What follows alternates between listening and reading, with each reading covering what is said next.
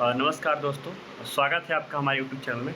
मेरा नाम है अमित और हम आज जानेंगे कि G20 जो कि बहुत चर्चा में है और ये है क्या और इसका काम क्या है। तो ये सारी चीज़ों को समग्र रूप से बहुत शॉर्ट्स में हम जानेंगे कि G20 है क्या।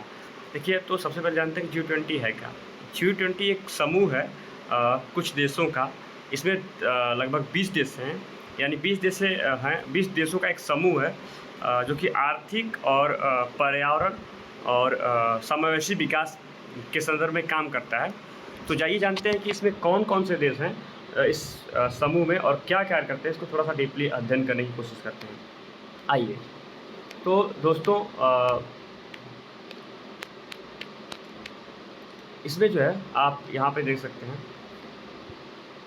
G20 में जो है 20 देशों का समूह है, जिसमें भारत है, अमेरिका है, रूस है, ब्रिटेन है, चीन है, फ्रांस है और Germany, Japan, Argentina, Australia, Brazil, Canada, Indonesia, Italy, Korea, Mexico, तुर्की, सऊदी अरब, दक्षिण अफ्रीका और यूरोपीय यूनियन है।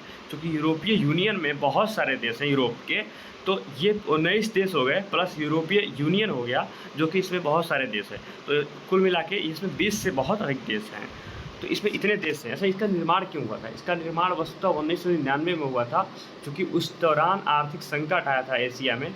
तो आर्थिक संकट से निपटने के लिए, अर्थव्यवस्था पे काम करने के लिए तथा अर्थव्यवस्था की मंदी से, उस संकट से निकलने के लिए इन देशों ने एक नीतियाँ बनाने की कोशिश की, ताकि वैश्विक जो भी अर्थव्यवस्थाएँ क्रियाकलाप होती हैं, आयात निर्यात होते हैं, आर्थिक नियम और विनियम बनते हैं, वो उसको डिसाइड करने के लिए, उसको एक मंच पे आकर एक सही वे में चलने के लिए, पूरे विश्व को के जीडीपी को एक सही दिशा देने के लिए उन्होंने आके एक संगठन बनाया, जिसको G20 कहते हैं। इसमें विश्व के 2/3 जनसंख्या शामिल होती है और लगभग ये अर्थव्यवस्था कह सकते 2/3 भारत पूरे विश्व की 2/3 अर्थव्यवस्था भी एक तरह से प्रभावित होता है इससे। तो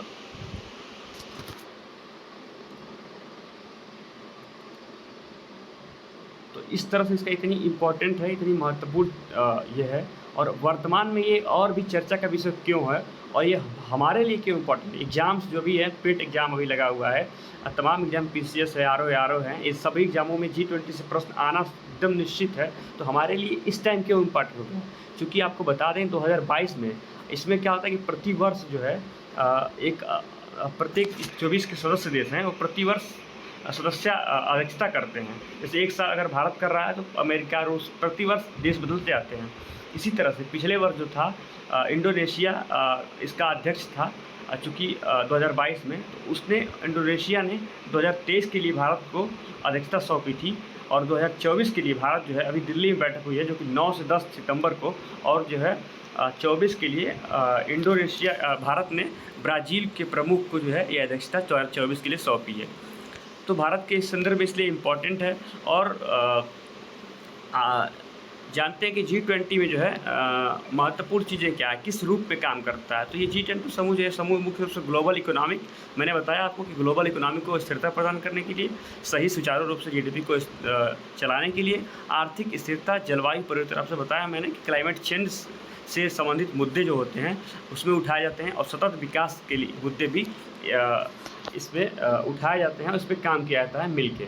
आइए, तो इस बार जो है भारत इसकी अध्यक्षता कर रहा था, और भारत का क्या क्या मुद्दों पर फोकस रहा इस चीज़ को जानते हैं। तो ये 3-4 टॉपिक आपकी स्क्रीन पर दिख रहा है। महिला सशक्तिकरण, digital public infrastructure, circular economy, global food security, fight against economic crisis, health, agriculture, culture, tourism और क्लाइमेट फाइनेंसिंग।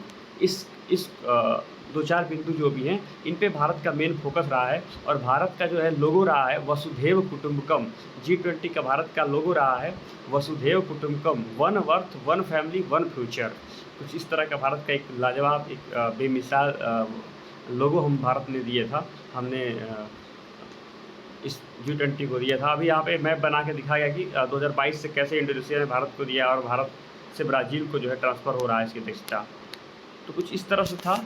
इसकी बैठक जो है, इसकी शेरपा, हम शेरपा के बारे में जान लेते हैं। जो भारत के शेरपा थे, शेरपा वह व्यक्ति होता है जो किसी देश का में शेरपा वो होता है जो जो भी कार्यप्रणालियाँ G20 के अंदर संचालित होती हैं, उसका समग्र उसमें काम करने में हेल्प करना और किस मुद्दे पे बात होगी, वो सारी चीज़ों का लेखा-जोखा, सारे काम का मूल ज़िम्मेदारी शेरपा के हाथों में ही होती है। तो भारत के शेरपा जो थे, अमिताभ कांत थे, जो कि ये प्रश्न पूछ सकता है।